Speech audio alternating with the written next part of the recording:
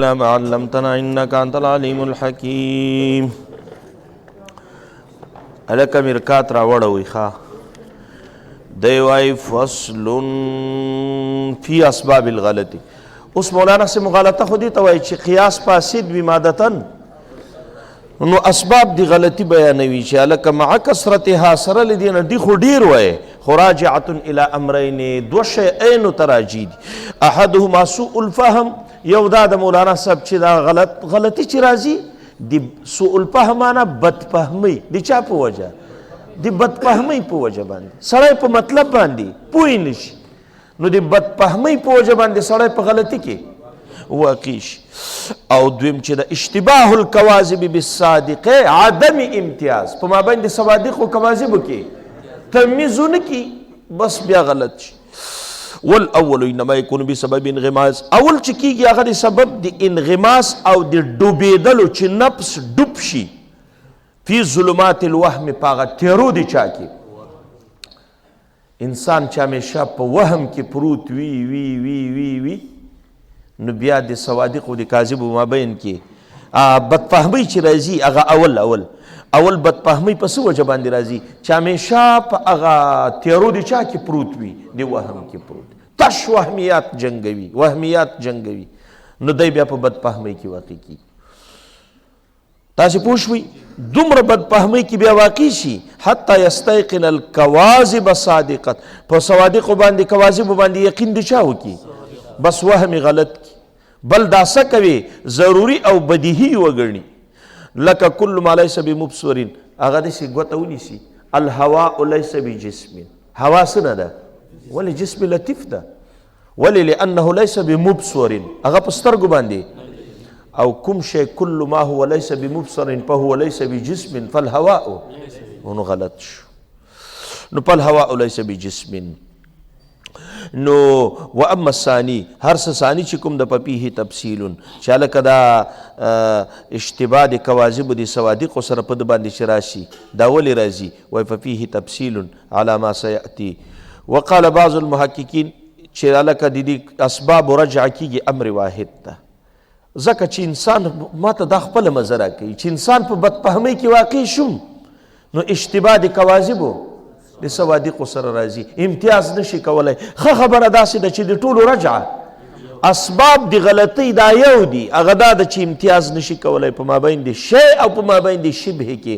بس چې کله د صوادقو د کواذبو د مطلوب او د غیر مطلوب په مابین کې انسان باندې اشتباه راغله، نو بیا انسان په بدفهمۍ کې واقع شي، بیا نتیجه خرابه راوځي. لکه دی وای پس نو عدم التمیز په مابین د شی او د شبه کې دا منقسم کیږي الی ما یتعلق بالالفاظ و الی ما یتعلق بالمعانی. یو تعلق تر چا پورې لري؟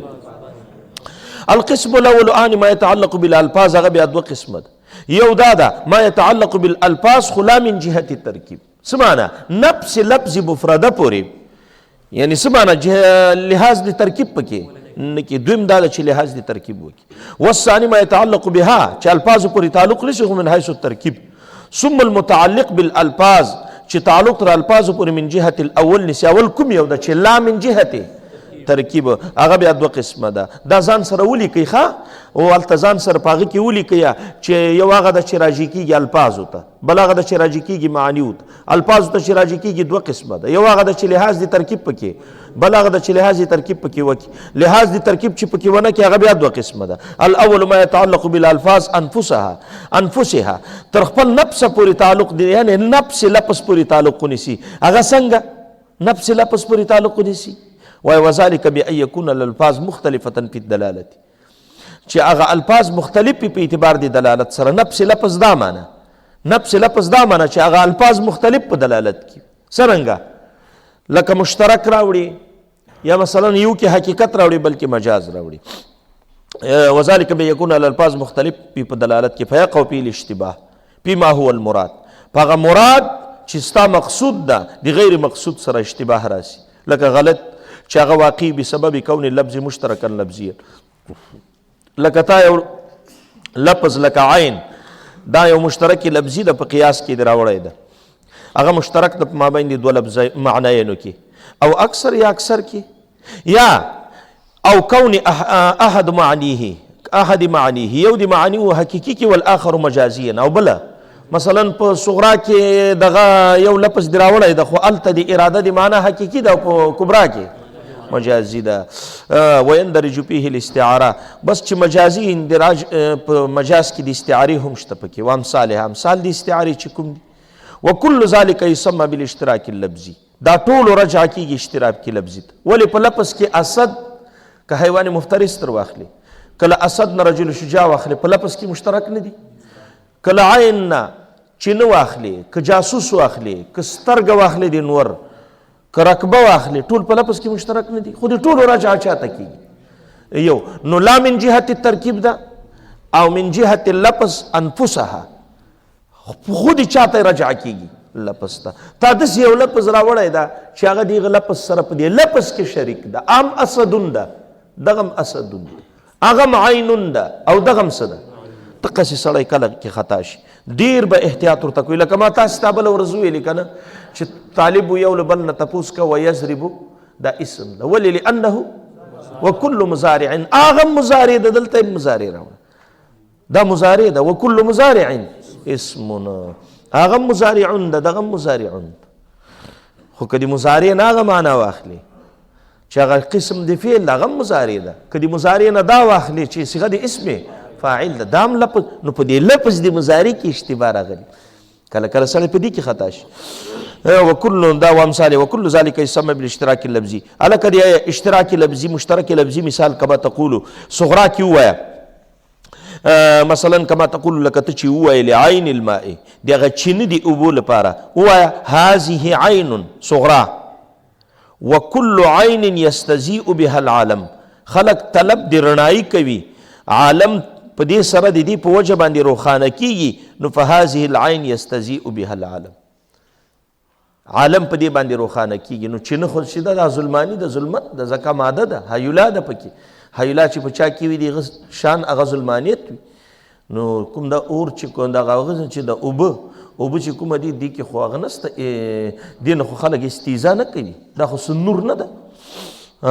نو دا وګوره اوس نتیجه کاذبه راوتله. وجه دا ده چې په صغرا کې کوم عین و دغه عین نه چې نه مراد وه، او دا د بل کبرا کې چې کوم عین د دې نه څه مراد ده، ادي نور سترګه مراد. نو فهذه العين يستجيب بها العالم، نتیجه خراب راوتله.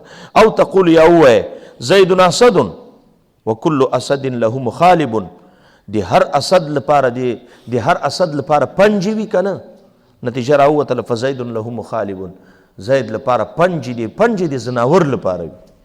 پنج هغه ته وایي چې شلول کوي پیغه سره، داسې نه انسان هم پنج لري، نه دې ته ګوتې وایي، لاسونه وایي. پنج هغه ته وایي چې پیغه سره شلول کوي، هغه زناور وي. نو د انسان خو زناور نه ده. نو د انسان لپاره چې د زید لپاره مخالف دی، نتیجه کاذبه راوتله. ولې کاذبه راوتله؟ ځکه چې هلته ما اسد و، خو هغه نه مجازي معنا مراد وه. په کبرا کې ما اسد ده چې کل اسد له مخالف، خو کومه معنا مراد ده؟ حقیقي معنا. دغه چل ده که نو د اشتراک لفظي په وجه سړی خطا شي. ولې که حیوان مفترس ته د هغه لپاره موضع څوک ده؟ اسد. او که رجل شجاع ده هم مجازا په ده باندې څوک دلالت کوي؟ اسد. نو دقسې مشترک لفظ راوړي سړی په خطایي کې واقع شي. والغلط فی الاول کون اللفظ، چې غلطی په اول کې راغلی هغه کېدل د لفظ دی، لفظ د عین د مشترک لفظي په مابین د عین د ماء چې نه دي اوبو، او په مابین د شمس کې. وفي الثاني هغه ثاني کې کون اطلاق لفظ الاسد على زید مجازیا، او په حیوان مفترس باندې حقیقي. والثاني ما يتعلق بالالفاظ خو بسبب التصریف. ګوره بیرته سر ته لاړ شه. لا من جهت ترکیب څو قسمه ده؟ یو نفس لفظ ته چې غلطي راځي شي، بل هغه ده چې په اعتبار د تصریف معنی د صیغې په اعتبار باندې. صیغې په اعتبار څرنګه لکه اشتباه چې واقع ده په لفظ د مختار کې. مختار اسم فاعل هم جوړیږي، مختار اسم مفعول هم جوړیږي. دا د سر په کار ده. ولې که د دې داسې وایي چې اصل مختیرون ده، نو بیا صیغه دی. او که وایي چې اصل مختیرون ده، اسم مفعول ده. خو بس که یې باندې کسره ووایي، که یې باندې فتحه ووایي، خو بنا بر هر تقدیر په دواړو صورتونو کې ما قبل مفتوح ده. په قانون د قال باع سره یا په چا بدلیږي؟ که مختیرون وایم یې په الف بدلیږي، که مختیرون وایم نو بعد الاعلال مختار په دې کې اشتباه ده، پته نه لګیږي چې دا اسم فاعل ده که یا لکه ممتاز شو، ممتاز اسم فاعل هم جوړیږي، اسم مفعول جوړیږي. وشي په دې باندې خو اوس مونږ وایو چې دا ممتاز که ممتیزون شي، ممتیزون شي یا اسم مفعول ده. پوه شوې دې باندې داسې چل ده کله اشتباه چې هغه واقعي په لفظ د مختار او په صيغه د مختار کې. فإنه اذا كان بمعنى الفاعل اصل مختیر بکسر الیا و اذا كان بمعنى المفعول اصل بیا مختیرون ده په فتحې سره، او بسبب الاعجام یا په سبب د ټکي ورکولو سره. اعجام ټکي ورکولو ته وایي. والاعراب دا اعراب چې کومه ده د عطف تفسیر یا مولانا اعراب حرکت واخله، اعجام ټکو ته واخله، بس همدغه واخله په سبب د ټکو ورکولو او په سبب د اعراب سره. اعراب منه حرکات نو بیل بیل که عطف تفسیر مه کوه. اعجام بس شي ټکي لکه جیم باندې ټکی نه ده، خا باندې ټکی ده، دا ټکي دو ټکي درې ټکي یو ټکی. او اعراب نه حرکات واخله بس بیل بیل وشي. کما یقول لکه چې ویل کېږي داسې کما یقول القائل لکه قائل وایي څه وایي؟ غلام حسن څه وایي؟ غلام حسن. غلامون حسنون نه وایي، اعراب پریدي څه وایي؟ غلام حسن. اوس غلام حسن کې دواړه احتمال شته، د ترکیب اضافي هم شته توصیفي هم شته. غلام حسن او که چېرته اعرابات وایي چې غلام حسن د حسن غلام نو بیا ترکیب اضافي ده. او که غلامون حسنون وایي داسې غلام چې غلام څه ده؟ حسن ده، نو بیا کوم ترکیب ده؟ توصیفي ده. خو که اعراب وایي بیا اشتباه ختمه ده، او که اعراب نه وایي نو دا اشتباه راغلی ده په صیغه کې لوجه د ترک الاعراب او د ترک الحرکت نه، چې تا حرکت پرېښی ده په دې باندې. اوس پته نه لګېږي دا مرکب توصیفي ده که مرکب اضافي ده. نو که غلام حسن کې دواړه شته من غیر اعراب. نو فیظن کله کله ګمان کولی شي تارتن کله ترکیبا توصیفیا والاخرى ترکیبا اضافیا. اول متعلق بیرته سر ته لاړ شه مولانا صاحب. کوم چې اسباب د غلطي هغه لفظ وي، هغه لفظ ته راجع کېږي، هغه دوه قسمه وو. یو لا من جهت ترکیب، لا من جهت ترکیب یا دوه قسمه وو. یو من حیث انفسها، دا معنا چې معنا ته وګوري، د لفظ معنا ته وګوري، یعنی مشترک لفظي راوړي یا یو حقیقت راوړي بل مجاز راوړي. بل من جهت الصيغه مختار او ممتاز او ده. او چې من جهت ترکیب وي هغه درته ښیي. والمتعلق بالالفاظ هغه غلطي چې تعلق تر الفاظو پورې نشي خو من جهت ترکیبه فاما بالنظر الى اختلاف په سبب د اختلاف سره. مولانا صاحب ا دې ټکو والا خو د نه ویلې که نه بره خو په هغه کې صرف د اعراب مثال ذکر که. د چا؟ دا غلام حسن خو د چا مثال ده؟ اعراب. د ټکو مثال خو نه دا د ټکو والا به څنګه وي؟ دغه حاشیې لاندې لیکلي دي. لکه ګوره مولانا صاحب ټکي بدل را بدل کا یا یې مه ورکوه. یو کې لیکلی ده خبز خبر الخبز خیر خبر. خبر الخبز خیر خبر دی روټۍ والا خبره ښه خبره ده. دا نرزیه دی روټۍ والا خبره ښه خبره ده. دا یادوه دا دا دا اچھا چاته ویلي وه یاره ما ته د یو بل ته سره ویلي وو چې یاره تا ته د څه شي اواز خوند درکوي؟ کوم شي؟ ویلي د پلاني شي اواز. ابل دا د افغانو په دې حجرو کې دوی دا چلیمچي ورته وایي. چلیمچي وا لوټه نه ده که نه، خو هغه دا د اوسپنې کوزۍ که نه هغه دی ډېره استعمالوي. پوه شوې؟ او دلته پاکستان کې خو پاکستاني چې کوم دی هغه کې دومره هغه خور غوندې شی نه ده، په هغې کې لاس وینځي. اسور ته وایي او په هغې کې لاس وینځي. پوه نه ژبې دې باندې. او دوی چې کومه ده دوی بیا دا چلیمچي استعمالوي. هغه بیا هغه د اوسپنې یا سره ولګېږي ټنګ شي که نه، نو بیا دور تللی وایي د چلیمچي او د کوزي اواز ما ته ډېر خوند راکوي. نو د چلیمچي او د کوزي اواز نه معنا لازمه خوراک ده که نه ده؟ نو اشاره معنا لازمي ته کا کوم وخت کې ټنګېږي چې کله هغه د روټۍ ټلۍ ده، د روټۍ اواز داسې څنګه ډنګ ډنګ شو یعنې روټۍ راغله. نو ګوره ورته خبر الخبز خیر خبر، روټۍ والا خبر آخه خبر، روټۍ والا خبر. اوس مولانا که ته دا ټکي ورنه کې ټکي نه دي دا ټکي ورنه کې دا نقطې، نو بیا مولانا صاحب خبر الخبز خیر خبر که نه، او بیا مولانا صاحب دا ټکی بیا نه جوړېږي. دا به بیا څه جوړېږي؟ خبر الخبر خبر خیر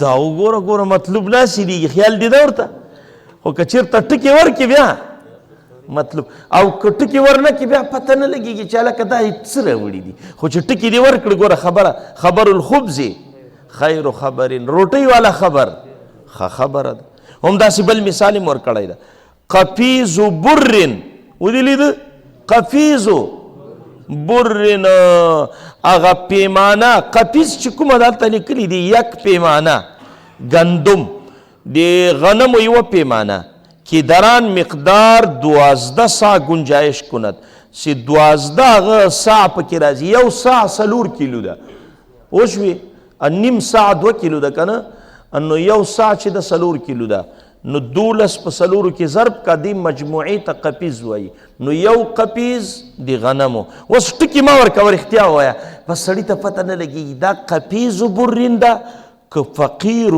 بزین ده فقیر بز جامې ته وایي او فقیر غریب ته وایي فقیر بزین غریب د چا د جامې وږی د جامې فقیر پوه شوې په دې باندې نو مطلب ما درته ویلې چې نه حاصلېږي کله به حاصلېږي مطلب چې ټکي ورکړي او چې ټکي دې نه یې ورکړي بیا مطلب نه نو سړی په دې وجه هم خطا کېږي چې تا ټکي نه یې ورکړي بیا مطلب نه حاصلېږي والمتعلق بالالفاظ من جهة الترکیب هغه چې کوم غلطي هغه تعلق نشي تر الفاظو پورې من جهة الترکیب فاما بالنظر الى اختلاف المرجع یا په دې وجه باندې چې په هغه ترکیب کې دا اختلاف دا انتشار نه په مرجع کې دا ډېر نقصان کوي چې یو خلک وایي انتشار په ضمایرو کې راځي انتشار په ضمایرو کې دا هم اسباب دی غلطي ده ولې تا نه خپل مقصود پوت شي یو به دې پنکې ته ضمیر راجع کړی یو به دې ګړۍ ته راجع کړی یو به دې لیټ ته راجع کړی یو به دې چت ته راجع کړی په دې کې سړی خطا را خطا شي خو چې د ټولو مرجع ای وایي خبره ختمه که تا خیال کړی دی کتابونو کې د مرجعګانو ته دغه کوم چې ضمیر وي هغه ضمیر د غایب هغه ته یې 2 لیکلي وي هلته مرجع ته هم 2 لیکلي وي دې لپاره چې طالب خطا نشي دا مرجعګانې خو ډېرې ښې نه وي که نه یوه مرجع ښیي نو دا مرجع کې سړی خطا شي دی وایي فاما بالنظر الى اختلاف المرجع اختلاف د مرجع چې راشي لکه ما موصوله ده ما يعلمه الحکیم هغه يعلمه موصول کې به وایي هغه او چې کله ما نکیره په معنا د شیئون سره بیا به وایي هغه شی وجب دی باندې ما هغه يعلمه الحکیم چې پوهیږي په ده باندې حکیم نو فهو دا حکیم يعمل بما يعلمه عملم کوي په هغه شي باندې چې په هغه باندې پوهیږي ځکه حکیم دغه ته وایي چې پوهیږم او مطابق د علم عملم کوي ځکه تا خپله وویلې حکمت څو قسمه ده 2 یو حکمت نظري یو حکمت عملي نو حکیم سړی دې ته وایي چې پوهیږي او مطابق د علم عمل کوي دقه مطلب ده که نه ده اوس که ته راولاړ شي مولانا هغه کې دا یعملو کې ضمیر مستتر نه ده په چا کې هغه حکیم ته راجع نه کړي هغه ما موصولې ته یې راجع کړي نو اوس ترجمه یې وکړه ما هغه يعلمه الحکیم چې په هغه باندې پوهیږي څوک حکیم نو فهو يعمل بما يعلمه هغه عمل کوي په هغه شي باندې چې په هغه پوهیږي نو هغه خو هغه موصول ته راجع ده نو هغه کله عمل کوي عمل خو د ذوي العقول شی ده او هغه خو غیر ذوي دا وګورو فإن عاد الضمير إلى الحكيم نو صدق بیا صادق ده وإلا كذب بیا څه ده واما بافراد المرکب یا په افراد د مرکب سره چې ته راولاړ شي افراد د مرکب وکړي بیل بیل راوړي اصلي په کار دا و چې مرکب یې کړي او تی په حرف عطف سره څه کړي بیل کړي دا غلط ده او دویم بالعکس کار وکړي چې باید منفصل راوړي او تی متصل کې ځکه خطا شوي دا 2 مثاله واما بافراد المرکب لکه النارنج نارنج چې کوم ده حلو حامض چې ووایي دا صادق ده پرون مې درته ویلې حلو حامض ځکه د دې مجموعې نه یوه درېمه معنا راووتله چې یو ځای ووایي حلو حامض ترسکون ده حلو حامض ترسکون ترسکون مې شناسي ترسکون لکه مولانا صاحب زی تاسې ته مثال درکم ترسکون دې ته وایي چې زه به ډېر مثالونه نه درکوم، یو به درکم. مالګه کې دې چېرته چیني اچولې ده؟ یا دا ماشومان چې کله اسهال شي هغه نیمکول چې ورکوي داسې شی جوړ کړه. ترسکون خو چې لږ تیزوالی هم لري، خوږوالی هم وي پکې او تریوالی هم وي پکې، دا ترسکون ده. خوږ هم وي تریو. اوس که ځان ځان له ووایې حلو وحامض، خوږ هم ده او تریو هم ده، غلط ده که نه ده؟ خوږ او تریو، خو نه خوږ او تریو به نه وایې، وو لرې که ترېنه. حلو حامض، اوس به خوږ تریو نه وایې، ترسکون یو درېمه معنا ترېنه جوړه شوه. لکه ګډه وډه غوا ده، لاس دې ورته ونیو چې دا غوا چې کومه ده سپینه ده او توره ده، غلط. خو برګه چې ووایې هذا البقر، برګ نه ابلق ورته وایي، هغه خو درېم نوم ده. وایږه که اسود و ابیضو دې کړه غلط ده، او اسود و ابیضو صحیح ده، اسود و ابیضو دا صحیح ده. که اسود و ابیضو کې دا غلط، بیله بیله به نه وایي. اسود و ابیضو عرب دې نه درېم نوم اخلي، درېم نوم څه ده؟ ابلق، معنا څه؟ برګ. ودې لید مولانا نو که حلو وحامض کې معنا خوږ او تریو، غلط ده ده. او که حلو حامض اوس درېمه معنا ترېنه جوړېږي، هغه څه ده؟ ترسکون. ای د نر بچیه پوه شو په دې باندې دقه چل شو. او که یو شی په اصل کې منفصل وي او ته متصل وایي، مولانا صاحب طبیب ډاکټر ته وایي که نه، او ماهر معنا کاسب. دلته د ماهر نه مطلب دا نه ده چې پوهه، که پوهه شي بیا خو صحیح ده که نه، بیا خو به موصوف او صفت جوړ شي. ماهر کاسب ترکاڼې کا ماهر کاسب ترکاڼې کا ډریورې کا. اوس که داسې ووایې چې هذا طبیب و ماهر، طبیب هم ده، چرګو ته ګولۍ مولۍ او ستنې م ورکوي، او و ماهرونه او کاسب هم دی، ورسره موږ وایو انجینیر هم ده. او که داسې وایې هذا طبیب ماهر، دا سړی چې ده ډاکټر انجینر ده، خطا ده. د نر بچیه ډاکټر انجینر خطا ده، او ډاکټر او انجینیر بالکل صحیح. دا سړی ډاکټر ډریور ده، خطا. دا سړی ډاکټر او ډریور. یاره لکه چې پوه شوي که نه شوي، نو سړی په دې وجه خطا کېږي چې شي کې په اصل کې انفصال وي او ته څه پکې وکړي اتصال. دی وایي ویل کول ملان په جهت ترکیب فاما بالنظر الى اختلاف المرء، دا وشو لم يصدق بیا صادق نه ده. اما بجمع المنفصل، یا منفصل په اصل کې خو چې صادقیږي منفصل صادقیږي، او تی جمع وکې معنا اتصال وکې. لکه زید ووایه چې زید چې ده طبیب و ماهر، دا صادق. او که جمع وکې چې طبیب ماهر، بیا کاذب.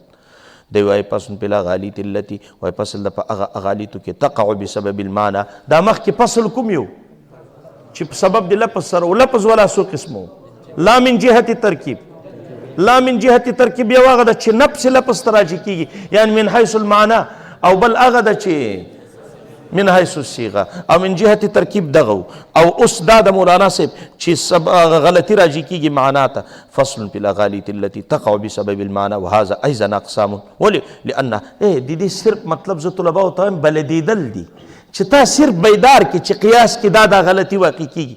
څوک دې په دې غلط نه کې لفظ مشترک نه راوړی، هلته بیا تکرار دی حد اوسط نه راځي، حقیقت او مجاز نه راوړی، بل دا دې صرف بیداروي تا ته هغه رسوي طریقه خي.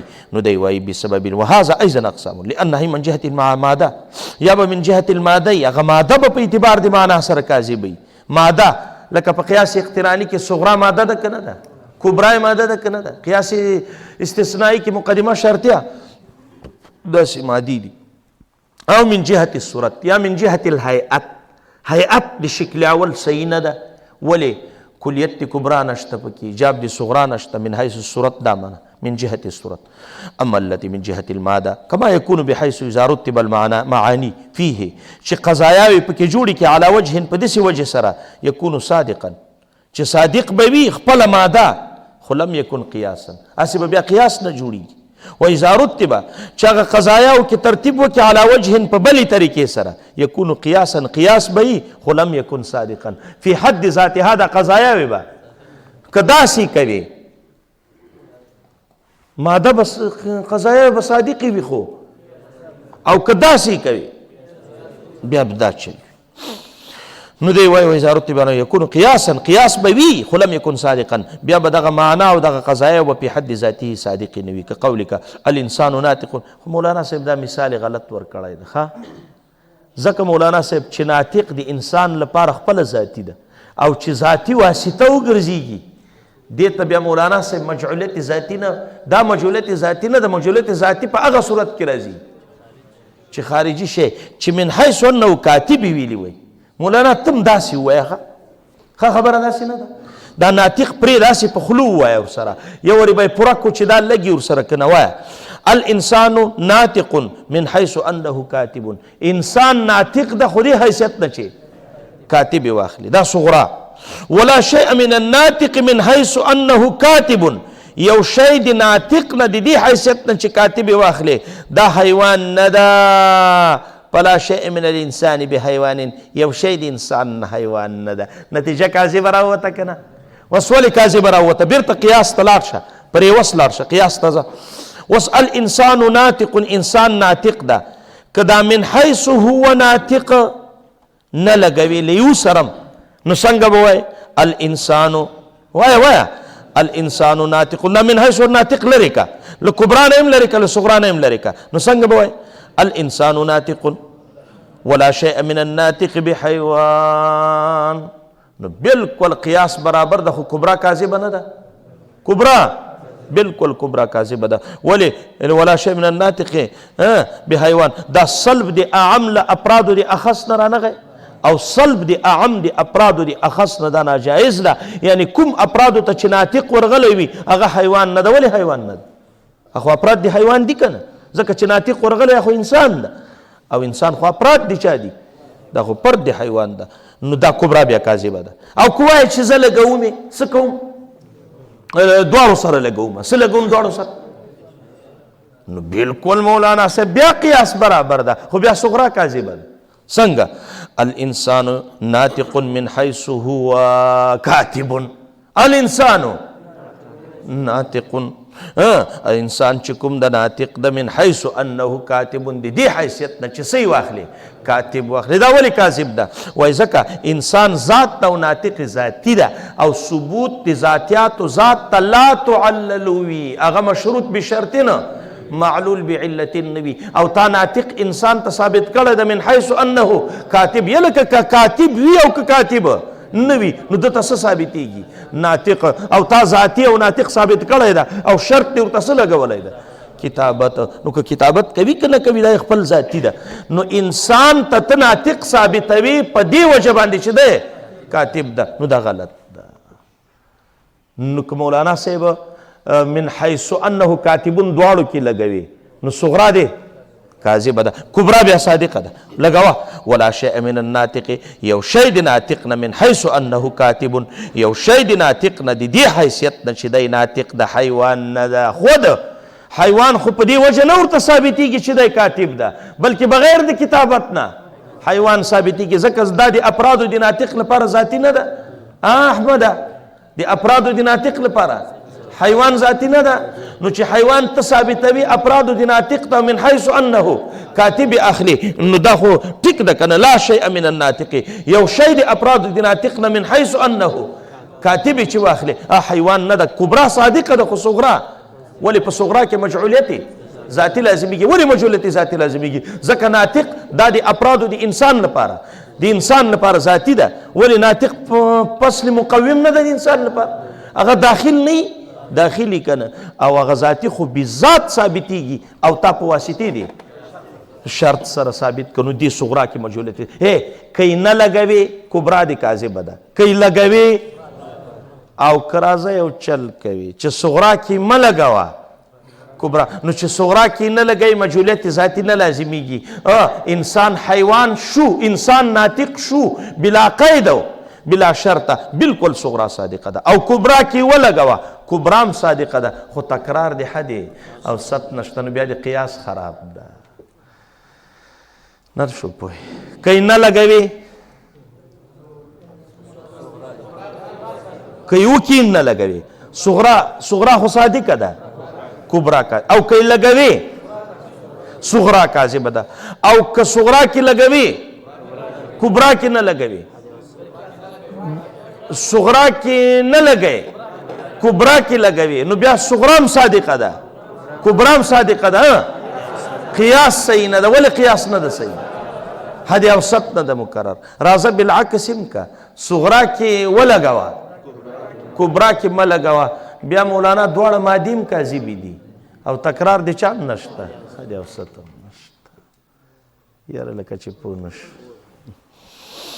نو دی وای مولانا صاحب وای ناطق بلا شيء من الانسان بحيوان ولي اذ مع اعتبار قيد من حيث هو ناطق. ګوري مولانا صاحب د دې ما خبره ټیک وخه من حيث ناطق په ځای باندې چې کاتب لګولای وای خوخه ځکه مجهولت ذاتیت لازمي ګه چې ثبوت ذاتیات او ذات ته په واسطه دي شی خارجي سره وکي او که په واسطه دي شی داخلي سره وکي ای مجهولت ذاتی نیست. کله مجهولت ذاتی جوړي نو دی وای یکون صادقا بیا لم یکن داوش اعتبار من حيث ناطق چې واخلي بیا یکسب صغرا بیا سوک صادقي کاذبي ومع حسبي که حذف کوي بیا کبرا کاذبي وان حذف من الصغرا او که حذف شي دي چانه او ثابت شي بچا کې بیا دواړه مقدمه صادق دي کنه دي، خو يلزم اختلال لهيئت قياس. مولانا هيئت قياس کې اختلال او نقصان راغی کرانه غي ولې راغی پکې حد اوسط پکې نه د مکرر لعدم الاشتراک اشتراک نشته.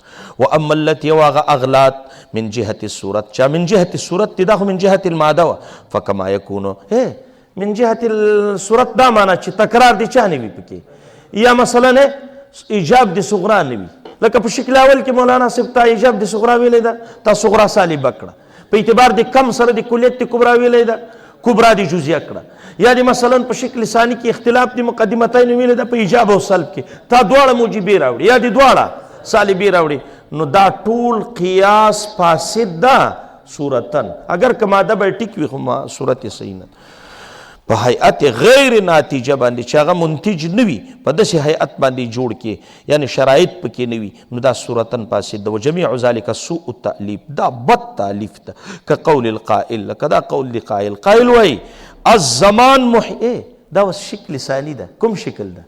او شکل ثانی کې مولانا صاحب اختلاف دی مقدمتین په ایجاب او په سیو موجبی دلته اوس دواړه موجبي دي ځکه اوس نتیجه کاذبه راوتلې ده كقول القائل لکه دا قول دی قائل الزمان محیط بالحوادث دا محیط حد اوسط ده او دواړو کې محمول ده زمانه چې ده دا محیط ده بالحوادث والفلک محیط اغم محیط ده په حوادث باندې دا کبرا شوه دا محیط بالحوادث لري که نتیجه راووتله چې پس زمان هو الفلک زمانه څه ده فلک ده دا نتیجه کاذبه شوه که نه شوه او که نه نو دی وایي وهو الشکل ثانی دا شکل ثانی ده وقد فات فيه په ده کې فوت د شرط اختلاف د مقدمتین ایجابا او سلبا ولې لکونهما موجبتین ها هنا په دې قیاس کې دواړه څه دي ذکر نتیجه کاذبه راوته. والان نذكر بعض المغالطات بعض مغالطات التي سبب وقوعها فساد الصورت چې د دې سبب دی وقوع فساد د صورت د فنقول مونږ وایو بعض د مغالطات السوریونه مصادره علی المطلوب. مصادره معنا رجوع کول علی المطلوب په مدعا باندې څنګه دلیل دی جوړ کړی دا دلیل نه بیرته واپس راشي مدعا ته څنګه مدعا ته راشي مولانا صاحب دلیل دی عین مدعا ګرځولی یا دی مدعا له دلیل نه جز ګرځولی داسې ده که نه ده یا دی دلیل جز دی مدعا نه ګرځولی ده نو مولانا صاحب دغه ته مولانا مصادره علی المطلوب وایي مصادره علی المطلوب دقه ده ته پوه شو که او که ته وایي چې مولانا صاحب په قیاس استثنایی کې خو هغه مدعا او نتیجه جز دی قیاس نه وي نو تاسې وایي هغه صرف مادتن صورتن جزوی نور حکمن جز نه وي ښه ولې قیاس استثنایی کې چې هغه نتیجه یا نقیض د نتیجې هغه جز د قیاس وي صرف صورتن او مادتن حکمن خو جز نه یې کنه. ولې ځکه هلته النهار موجودون چې نتیجه ده په قیاس کې په هغې کې حکم شته. ولې نشته په هغې کې؟ ځکه هغه اطراف دي شرطي دي او چې کله نتیجه واقع کېږي بیا حکم شته. دلته یې عین نتیجه وګرځوي، حکمنم مادتنم صورتنم دقه مصادره علی المطلوب. مصادره په مطلوب باندې چې له دلیل نه بیرته راوګرځي مطلوب باندې. مطلب دا ده چې هغه دلیل عین مدعا کی یا دلیل جز یا مدعا جز د چا نه کې دی دلیل نه کې، دغه مصادره علی المطلوب ده. لکه مثلا ووایه مدعا کېده او دا درته وایم چې خلک په عربي کې بشر ورته وایي، مونږ او تاسې انسان ورته وایي. انسان او بشر یو شی دی ښه، بشر هم ورته وایي انسان هم ورته وایي، یو شی ده ښه. نو دی وایي دا الفاظ مترادفه دي. اوس ګوره که نه زه مدعا کېدم او ووایم چې زید انسان، دا مې دعوه ده. ولې؟ لانه بشر. نو لانه بشر او لانه انسان یو شی نه ده. زید انسان ولې؟ لانه وكل بشر انسان.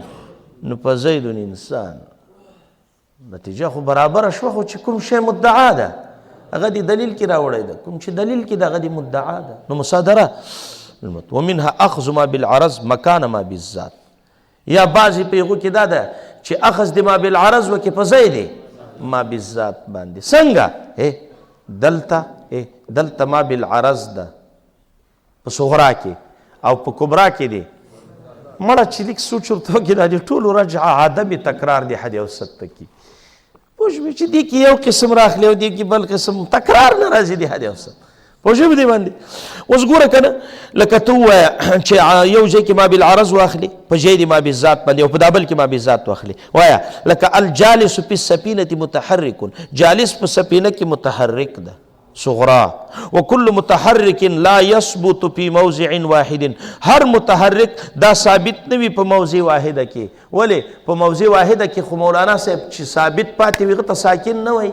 ځکه تاسو شرقیت کې د سکون تعریف ونه کړ چې کونان فی آنین فی مکان واحدنا.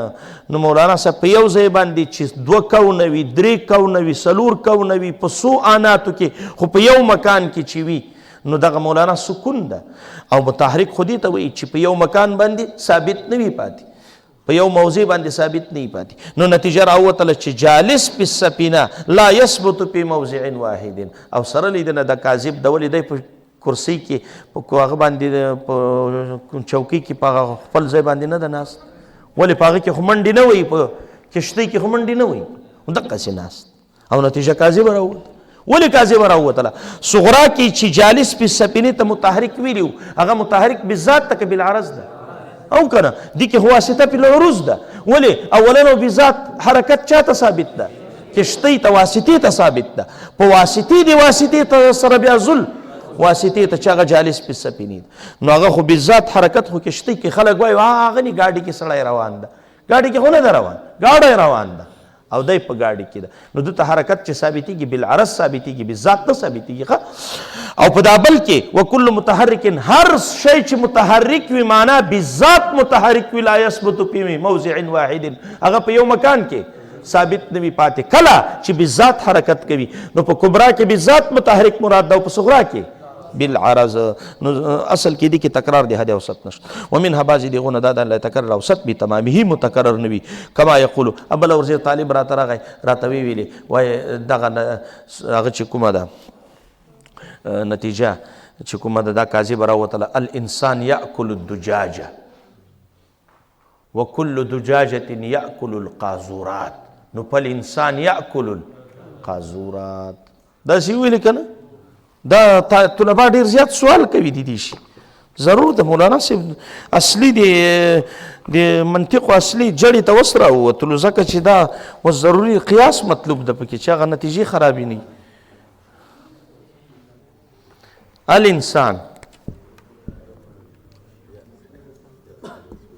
الانسان یاکل دجاجه. صحیح ده. والدجاجة دجاجة تأكل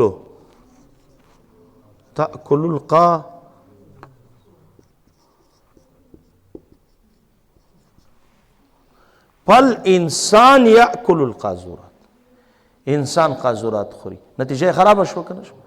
نو ما ورته ویل ملدی کې تکرار دی هدي اوسط نشته. تکرار دی چا نشته؟ تکرار دی هدي اوسط نشته. هغه عطر چې خرڅوي هغه ملګری دا سوال راو، هغه خوشبويي چې خرڅوي وای دغه چا اعتراض کړ. نو الانسان یاکل الدجاجه والدجاجه، نو ما ورته ویل چې ګوره محمول دغه ده، الانسان مبتدا ده او دجاجه محمول ده که یاکل الدجاجه. نو ته د په کبرا کې صرف دجاجه راخیستې ده، دا دلته موضوع ګرځوي او دې ته قیاس مساوات نشي ویلی. قیاس مساوات خو د مقدمې اجنبي په وجه باندې وي، دلته مقدمه اجنبي سره داسې نه چې هر یو ته قیاس مساوات وایي ونه شي په دې باندې. نو مولانا هلته مال تکرار بتمامه نشته. ولې نشته؟ ځکه چې هلته موضوع انسان ده، محمول دجاجه ده که یاکل دجاجه ده. ولې الانسان مبتدا، یاکل مضارع معلوم ضمیر مستتر د چا ته راځي دی، هغه فاعل د الدجاجتین مفعول ده. دا ټول مجموعه جمله چې ده خبر لپاره د چا ده او د یوازې دجاجه راخیستې ده، هغه دلته ګوره موضوع ګرځولې. نو ما ورته ویلې چې یوازې دجاجه راخلي تکرار د حد اوسط نشته. صحیح ده؟ نو غونډ څوک به راخلي ورسره؟ نو وبه وایې که نه وکل من یاکل دجاجه. صحیح ده؟ دا لرې که. نو فهو قاذورات، فهو قاذورات. هغه ماده خپله په حد ذاته کومه معنا لري؟ کوم شی چې دجاجه خوري هغه قاذورات دي. نو په لحاظ هغه قاذورات دي. ته یې ورې دا خپله مقدمه صادقه که بیا راته ووایې ورته نتیجه خرابه راووتله. نو که یاکلور سره راباسې د دې نه بله معنا نه جوړېږي چې کل من یاکل دجاجه قاذورات هغه څه شی ده؟ قاذورات ده. او که چېرته یاکلون ورسره معاد کوي یوازې دجاجه نو بیا تکرار دی هدي اوسط نشته. یاره لکه چې پوه نه شوئ. او دقسې مولانا دیم ګوره دلته وایي چې تکرار بتمامه نه وي. ګوره تکرار بتمامه دغه ده. وګوره اوس ورته کما یقالو لکه چې ویل کېږي چې الانسان له شعر، د انسان لپاره ګوره ورته الانسان له شعر، د انسان لپاره ویښته دي. شعر ویښتو ته وایي، شعر ونه وایي، شعر انسان لپاره ویښته دي صغرا. وکل شعر ینبت، هر ویښته شین کیږي. نو فالانسان ینبت، انسان شین کیږي؟ نتیجه کاذبه راووتله. خو ګوره مولانا صاحب دا شعر یوازې محمول ده که له شعر محمول ده؟ له شعر. ولې الانسان مبتدا ده، له شعر ده څه ده؟ خبر ده. او ده یوازې شعر زد له سره را معاد کوه الانسان له شعر. صحیح ده؟ وکل من له شعر ینبت. نو کبرا د خپله کاذبه ده. نتیجه ولې کاذبه راووتله؟ کبرا د کاذبه ده. ولې کبرا خو دا راووتله چې کل من له شعر، د کوم شي لپاره چې ویښته وي هغه شین کېږي. نو کبرا د خپله کاذبه ده. نو کبرا د چې کاذبه شو ځکه نتیجه کاذبه ده. او که ته یوازې شعر ذکر کوې نو کبرا خو دې صادقه کړه خو تکرار د حد اوسط نشته. تکرار د حد اوسط نشته. تاسې پوه شئ مولانا؟ نو که د لهو نه بغیر را معاد کوې نو بیا څه نشته؟ او که لهو راوړې ورسره ووایه وکل من له شعر، د کوم شي لپاره چې ویښته وي هغه ینبت هغه شین کېږي. نو دا کبرا خپله کاذبه نه ده؟ کاذبه ده. خو ځکه نتیجه کاذبه راووتله چې کبرا کاذبه ده. د منطق قواعد داسې مولانا کلي دي چې بالکل پیس شي نه خرابېږي. دا داسې نه دي لکه صرف چې راودي نشي پلانې ځای کې مولانا قاعده کېږده کېږده کېږده هغه چې کومه ده بس هلته بیا درته وایي چې هغه ده اسم تبذیل چې کومه ده هغه وایي په هغه کې راځي، په تبذیل د فاعل کې راځي، هغه لپاره وضع شوی ده. وایي اشغلو به څه کوي؟ دا خو تبذیل په مشغول کې ده. پلان اشغل من ذات څنګه راځي؟ ناحیتین وجب دې باندې اشغلو. نو بیا وایي دا شاذ. هلکه مجردو کې اسم تبذیل راځي وای ولې مزیدو کې لکه پلان وای دا شاذ. صرف سنوبر بابا به ویل مړه دا چینجن علم هغه به ویل کنه ما ورته بابا دی کې غټ کار روان هغه به بیا وای نه مړه قواعد کلی نه دي چې کوم ځای کې راګیر کې وای دا شاذ. پوه شوې؟ منطق قواعد کلی دي ځان در وباسي بالکل مولانا تا ته قناعت درکوي که درکوي که نه. دا وګوره اوس کوم ځای ته خبره ورسېدله موضوع کل ينتج نتیجه ورکوي چې انسان ینبتو ولې فإن الأوسط خو له الشعر ده ان ولم يجعل بتمامه دا نه د ګرځول شوی بتمامه موضوع د کبرا نو ځکه نتیجه کاذبه راوتله ومنها الله يكون الأوسط متشابها في المقدمتين متشابه معنا یو شی نه وي په چا کې په دواړو مقدمتینو کې چې صغرا او کبرا ده څنګه یو شی نه وي دواړو کې بالقوه نه وي دواړو کې بالفعل نه وي بلکې په یوه کې خو بیا تکرار دي چاره نه غي هدي وسترنا لکه ګور مولانا صاحب لکه قوله لکه دا نحو قوله الساکت متکلم ساکت څه شی ده متکلم بالفعل ده بالقوه بالقوه او کتی بالفعل وای چې الساکت متکلم نو خود صغرا کاذبه ده ولی ساکت ته متکلم ویل شي دا خو لکه ساکن ده چې متحرک وای ساکن کله متحرک ده نو الساکت متکلم معنا بالقوه والمتكلم ليس بساكت او متكلم بالفعل ليس بساكت ساكت نه ده نو نتیجه ورکړه چې الساکت ليس بساکت ساکت نه دا ولې نتیجه کاذبه ورکړه ومنها اختلال الترکیب بسبب شک بعض دی ایغو اغالیتونه چې هغه د صورت او په وجه باندې راغلي دي هغه به سبب شک په سبب د شک په سبب د شک باندې وقع چا شک واقع وي په دې کې چې ان القید علاقه کوم قید چې په صغرا کې راغلی ده آیا دا د موضوع سره ولګوم که د محمول سره ولګوم بس په دې کې سړی ترولی شي چې هلکه دا قید د موضوع سره ولګوم که دې کې خطا شي نو دقه سړی په شک کې واقع شي ځکه نتیجه كاذب روزي قول مثال بأن القيد من الموضوع ومن المحمول كقولهم الإنسان وحده زاهق واسكدا وحده ظل موضوع سر ولا قنقون نتيجة كاذب روزي الإنسان وحده زاهق إنسان يوازي زاهق ده وكل زاهق حيوان هر زاهق لري كنتيجة روز الإنسان وحده حيوان إنسان يوازي حيوان ده نا ولي پرس وبقرم دي ورسل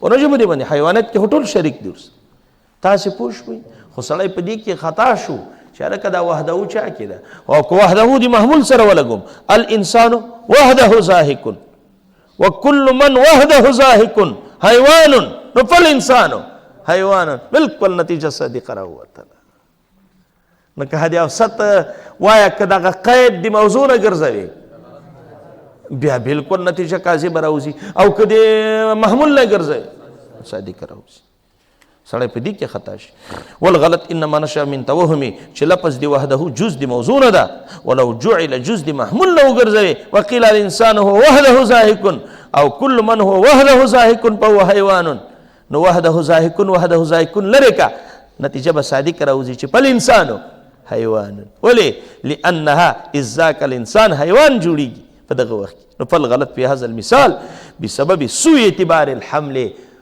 په سبب دی بد اعتبار دی حمل نه دا اعتبار تا خطا کړی ده کنه حمل دی صحیح نه ده کړی ومنها بعض دی غن لا يكون الاكبر محمولا على جميع افراد الافسد مولانا د دې په ځای چې دی سیویلی وای ما ته وګوره چې د دې په ځای دی سیویلی وای چې کبرا پکې محصوره نه وي کبرا تبعیه راوړلی شي یاره لکه چې پوه نشي جميع افراد څه کوي چې په ټولو افرادو باندې وي یا نه وي داسې ووایه چې کبرا محصوره نه وي کبرا پکې څه راوړي تبعیه راوړي اگر کدی کې په میر کې راشي دی کې غټ اختلاف ته چې دا بیا په قیاس په فساد مادي کې راځي که فساد صوري کې راځي دا فساد صورتن د که مادتن میر په آخر کې دغه اختلاف ته بیا وروسته راځي وذلك ما تقول كل انسان حیوان ومنها لا يكون الاكبر چې اکبر به په کبرا کې محمول نه وي على جميع افراد الاوسط في الكبرى په ټولو افرادو د اوسط باندې دا معنا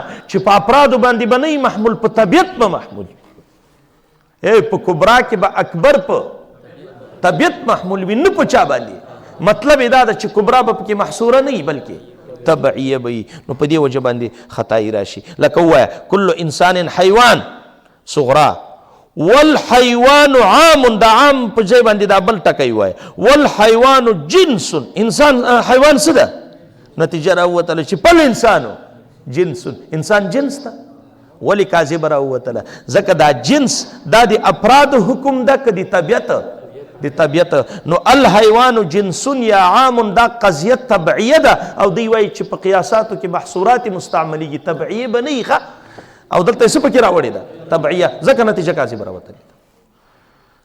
نه را سره پیږي ښه پوهېږي ښه مړه. دا وګوره اوس مولانا صاحب او مقول علی کثیر مختلف الحقیقت دا ورسره لګوه. یا حیوان مقول محمول د په کثیرین مختلفین بالحقیقت باندې، او دا خو مولانا طبیعت ته ثابتېږي، افرادو ته خو نه ثابتېږي، نو تبعیه وګرځېدله.